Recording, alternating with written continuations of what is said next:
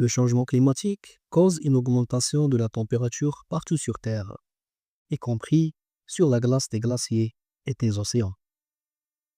En effet, entre 1994 et 2017 seulement, nous avons perdu 28 milliards de tonnes de glace à l'échelle mondiale. C'est le résultat d'une étude publiée dans la revue Cryosphere Discussions qui affirme qu'il ne fait guère de doute que la cause de la perte de glace est le réchauffement climatique.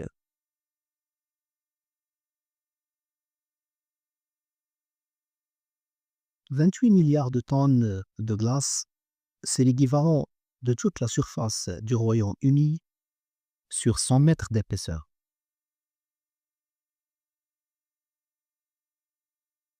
Et c'est dans les mers arctiques que la perte de glace a été la plus importante, avec 7,6 millions de tonnes.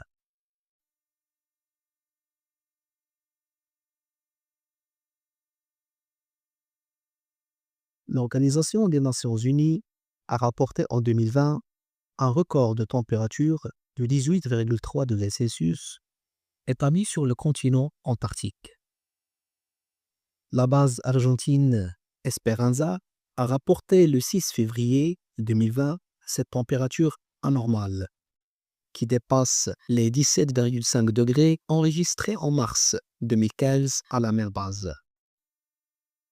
Ces températures records sont cohérentes avec le changement climatique et le réchauffement de la planète.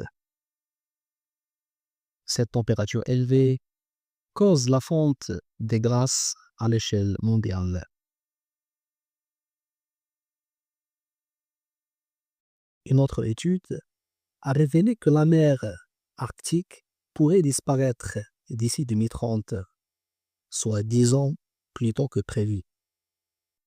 L'étude montre qu'entre 1979 et 2020, la glace de la mer Arctique d'été a diminué de 13% par décennie.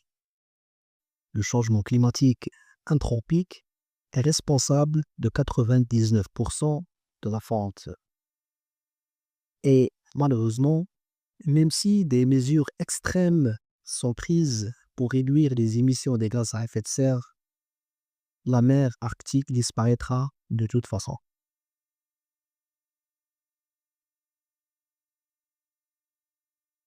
La conséquence directe de la fonte des glaces est l'augmentation du niveau de mer. Les données fournies par la NASA prouvent que le niveau des mers a augmenté en moyenne de 3,5 mm par an depuis 1993, ce qui fait un total de 100,8 mm. La fonte des glaces entraîne une élévation du niveau de la mer à l'échelle mondiale et certaines régions sont plus vulnérables que d'autres à l'élévation du niveau de mer en raison de leur altitude.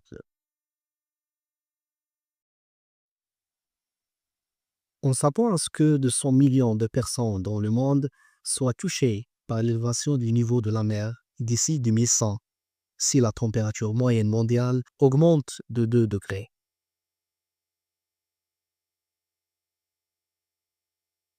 Sur ces 200 millions, 70% vivent en Asie, principalement en Chine, au Bangladesh, en Inde, au Vietnam, en Indonésie, en Thaïlande, aux Philippines et au Japon.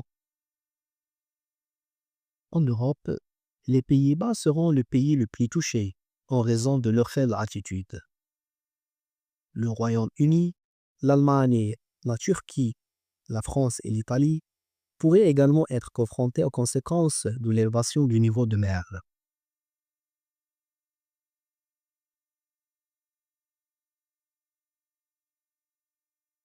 C'est l'Asie qui souffrira le plus de l'élévation du niveau de mer et des inondations en raison de ces terres basses proches de l'océan.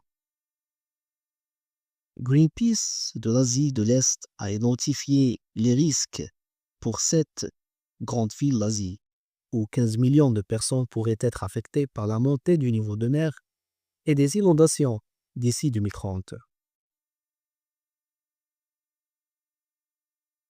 Bangkok arrive en tête des villes les plus exposées au risque d'inondation. 10 millions de personnes risquent d'être touchées par une inondation et 96% du PIB de la ville pourrait être compromis. Malina et Jakarta comptent respectivement 1,54 et 1,8 millions de personnes à risque et leur PIB pourrait être fortement affecté. Selon Greenpeace, l'extraction excessive des eaux souterraines à Malina et à Jakarta accroît les risques et provoque un enfoncement de 10 cm par an. Tokyo, Séoul, Taipei, Hong Kong sont également exposés à des risques élevés. Ces villes devront bientôt investir dans un contrôle efficace des inondations pour survivre.